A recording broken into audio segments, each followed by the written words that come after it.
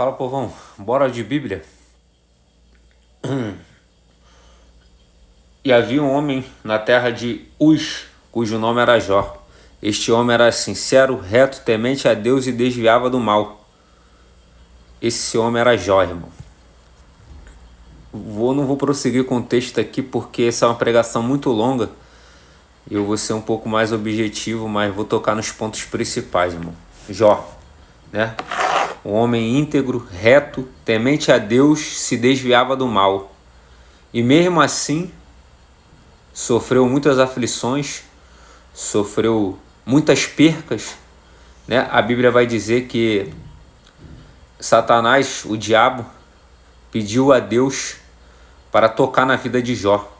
E acusou a Jó, falando que se Deus permitisse que Jó tocasse em tudo que ele tem, Jó não adoraria a Deus. E o diabo estava enganado, irmão. Porque eu venho falar uma coisa para vocês, meu irmão. Existem pessoas que amam a Deus.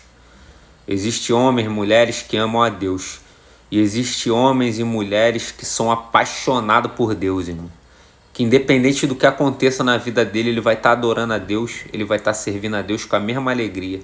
Que assim seja eu, seja você também, irmão. Independente das nossas percas, circunstâncias, do que aconteça na nossa vida, irmão, Jesus sempre é o nosso alvo.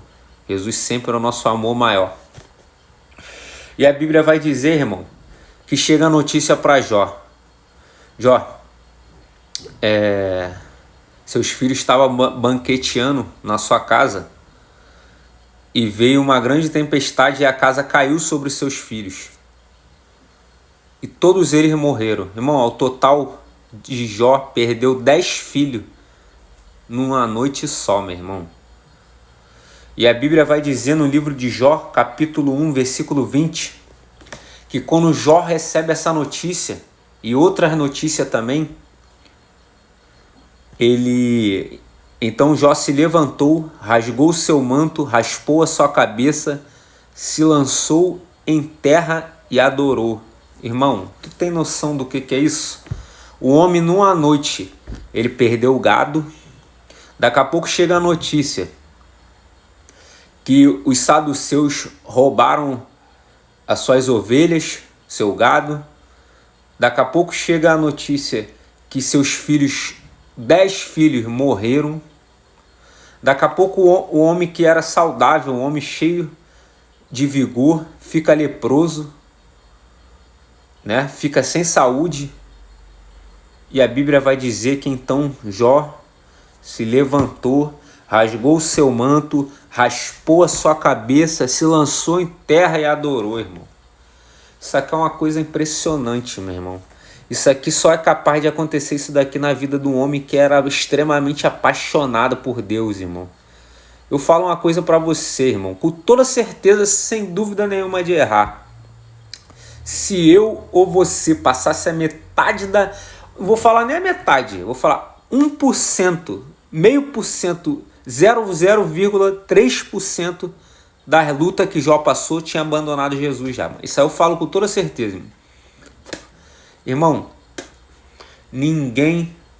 Irmão, só um homem extremamente apaixonado por Jesus, irmão, é capaz de suportar tudo isso e ainda falar.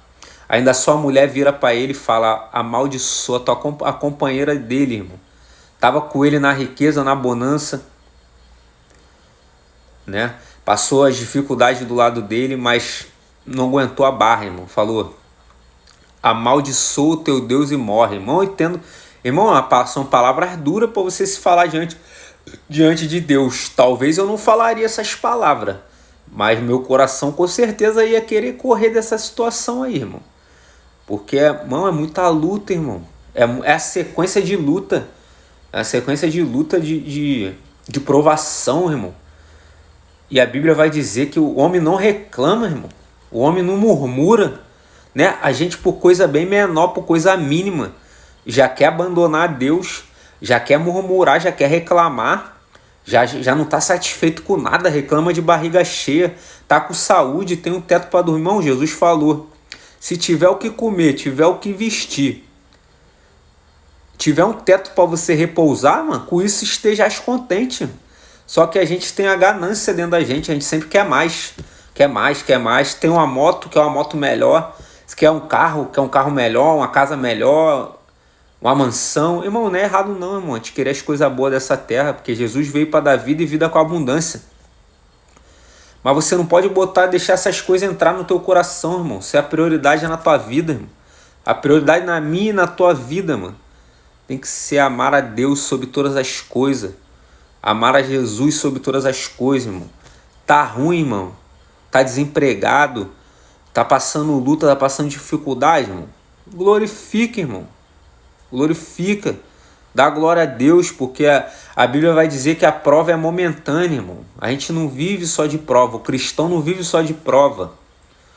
O cristão vive de muitas coisas boas também, muitas bênçãos de Deus para nossa vida, irmão. Mas é luta também, irmão. É difícil servir a Deus, irmão.